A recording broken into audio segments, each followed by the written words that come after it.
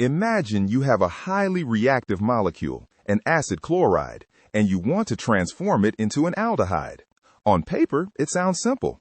Just replace that chlorine atom with a hydrogen.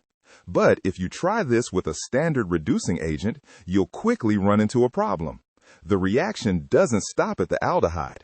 It speeds right past it, turning your product into an alcohol before you can even blink. So, how do we hit the brakes at exactly the right moment? To answer that, we need to dive into the Rosenmund reduction. Let's look at the starting players. We have our acid chloride, a carbonyl group attached to a chlorine atom. It's incredibly hungry for electrons. To feed it, we're going to use hydrogen gas and a catalyst, palladium supported on barium sulfate. But there's a secret ingredient in this mix. Often, chemists add a poison like sulfur or quinoline. It sounds counterintuitive. Why would you want to sabotage your own catalyst?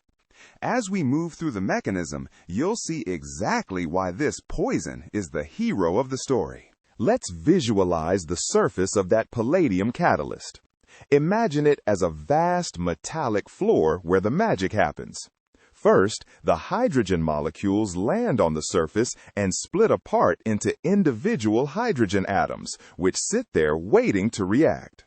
Next, our acid chloride approaches. Notice how it docks onto the palladium surface. In a process called oxidative addition, the palladium inserts itself right between the carbon and the chlorine atom. Think of this as the catalyst holding the molecule in place, breaking the old bond to prepare for the new one.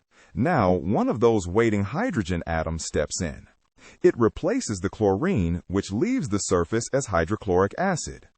At this point, our molecule is still stuck to the palladium, but it has now become an aldehyde. This is the critical moment. If the catalyst were too active, it would immediately grab this aldehyde and reduce it again into an alcohol. But remember that barium sulfate and the sulfur poison? Let's look at what they're doing.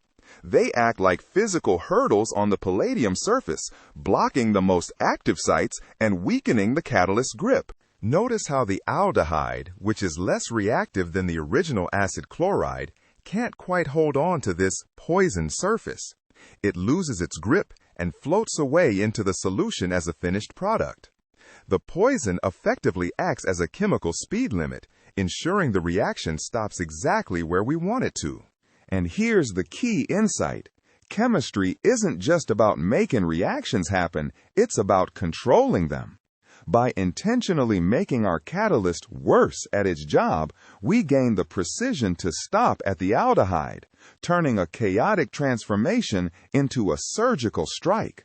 It's a beautiful reminder that in science, sometimes less really is more. By understanding the dance on the surface of the metal, we can steer a molecule toward the exact destination we choose.